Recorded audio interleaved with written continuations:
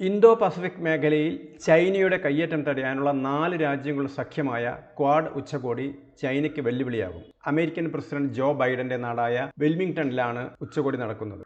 ബൈഡനെ കൂടാതെ പ്രധാനമന്ത്രി നരേന്ദ്രമോദി, ഓസ്ട്രേലിയൻ പ്രധാനമന്ത്രി അന്തോണി അൽബനീസ്, ജപ്പാൻ പ്രധാനമന്ത്രി ഫൂമിയോ കിഷിദ എന്നിവരും ക്വാഡ് ഉച്ചകോടിയിൽ പങ്കെടുക്കുന്നുണ്ട്.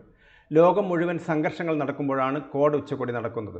2017 ഇന്തോ പസഫിക് മേഖലയിൽ ചൈനയുടെ ആധിപത്യം തടയാൻ 4 രാജ്യങ്ങൾ ഒരുമിച്ച് നിന്ന് ക്വാഡ്രിലേറ്ററൽ സെക്യൂരിറ്റി ഡയലോഗ് ആരംഭിച്ചത്. അടുത്ത ക്വാഡ് ഉച്ചകോടി ഇന്ത്യയിലായിരിക്കും.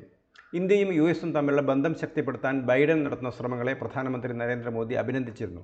കഴിഞ്ഞ ജൂണിൽ മോദി US-ലും സെപ്റ്റംബറിൽ G20 സമ്മിറ്റ് സമയത്ത് ബൈഡൻ ഇന്ത്യയിലും സന്ദർശനം നടത്തിയിരുന്നു.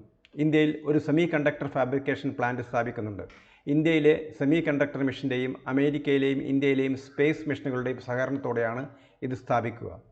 2025 ഇൻ്റർനാഷണൽ സ്പേസ് സ്റ്റേഷൻ സ്ഥാപിക്കാനുള്ള നാസയുടെയും ISROയുടെ നീക്കവും പുരോഗമിക്കുകയാണ്. $100 കോടി ഉപയോഗിച്ച് IBRD ബാങ്ക് വഴി ക്ലീൻ എനർജി സപ്ലൈ ചെയിൻ ഉണ്ടാക്കാനുള്ള ശ്രമങ്ങളും തുടങ്ങിയിട്ടുണ്ട്. ഓസ്ട്രേലിയൻ പ്രധാനമന്ത്രി അൽബനീസുമായും മോദി ചർച്ച നടത്തിയിരുന്നു. വ്യാപാരം, സുരക്ഷ, സംസ്കാരം തുടങ്ങിയ മേഖലകളിൽ ഇരു രാജ്യങ്ങളും തമ്മിൽ സഹകരണം തുടരുമെന്നും നേതാക്കൾ വ്യക്തമാക്കി.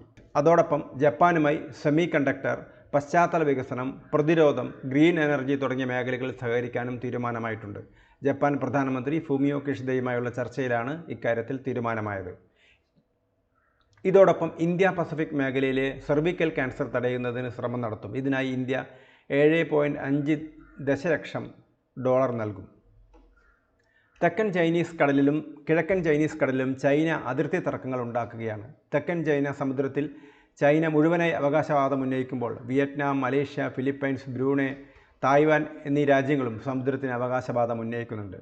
ക്വാഡിലെ അംഗങ്ങളായ 4 രാജ്യങ്ങളുടെയും കോസ്റ്റ് ഗാർഡുകളുടെ സഹായത്തോടെ ആദ്യത്തെ ക്വാഡറ്റ് സീഷിപ്പ് ഒബ്സർവർ മിഷൻ 2025 സ്ഥാപിക്കും. സമുദ്രമേഖലയിലെ സുരക്ഷ ഉറപ്പുവരുത്താനാണിത്.